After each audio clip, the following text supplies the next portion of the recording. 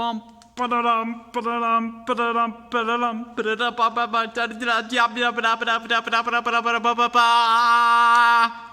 egg in a bag. Hey folks, it's Mr. Markart here with that egg in the bag, and to take a peek at what's inside. The goal again for the egg in the bag is so that we can give you folks some hands-on learning this trimester. Instead of just sitting in front of a computer all day, let's try to do something a little more interactive and something hands-on that you can do in your very own house. Today we're going to open up this bag, take a peek inside, and then I'm going to outline a little bit of what we'll keep for later, and then also what we'll do right now in terms of starting your very own succulent plant. Let's dive in! I don't think I'm going to dive into this. Close. So feel free to sprawl it all out in front of you. You got a lot of stuff out in here, so just to kind of sort that out for you, the cement should be in a plastic bag like this. Cement. Keep in mind this is Portland cement. Want to keep it into the bag right now until we have to use it later on. You'll notice on your instruction or list of materials sheet, we've got all the materials listed there, but also on the back specifically, Portland cement comes with its own safety data sheet, or SDS. The reason why we have an SDS is because this does carry some health risks if used incorrectly.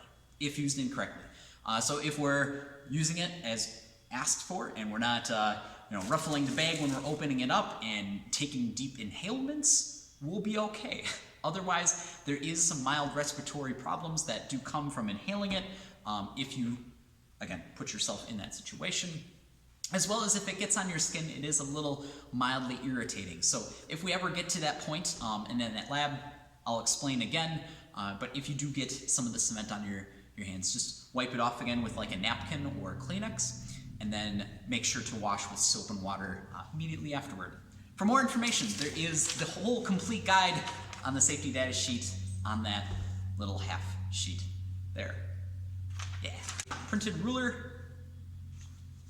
We'll use that to show how far or how strong our cement will be. You've got what seems like a third sheets of paper, this like weird kind of strip. This is freezer paper or parchment paper that you're going to be making your cement straws with.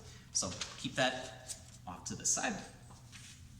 And then you should see a cup with some soil in it, as well as one succulent leaf, which we should get into and how we can be able to plant succulent leaves. The main way that we make more of or propagate succulents is by leaf or sometimes even stem propagation, where you take a leaf off of a succulent, you let it dry for anywhere from 3 days to about a week, just so that there is no moisture at the immediate surface, and then you put it onto a surface that is wet, which would be your soil. So let's dive into that. You're going to take your bag of soil, you're going to take 1 cup, because you do have 2 cups. Keep that second cup off to the side, and put that cup in front of you. Now the soil you have also will be very, look at that dust, very dusty. You want to make sure that you're not like taking deep inhalants of this. Dusty, it's dusty. Take that cup then, and you're going to add a little bit of water.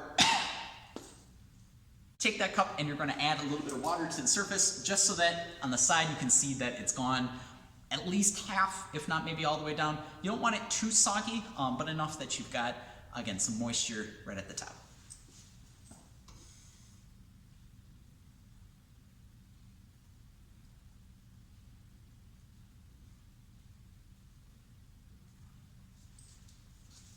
You may have noticed from some of that that I didn't do it all at once. Again, you just want it to be uniformly moist, otherwise the water's just going to go straight to the bottom. And we want it at the top where our succulent is going to be. Real technical stuff here, folks. Your next step is to lay the leaf on the surface. Now, very important, you're not sticking the leaf on the surface. You're not burying the leaf under the surface. You are simply laying the leaf on the surface. This is because it needs to establish its roots itself, rather than finding or like shoving or restricting any light for it at all. So the succulent best grows, honestly, by just laying the leaf down. Even now, we could also mess this up too. We had watched a video recently on propagation techniques and what happens if we put a certain part of a leaf opposite into the soil and what happens with the growth.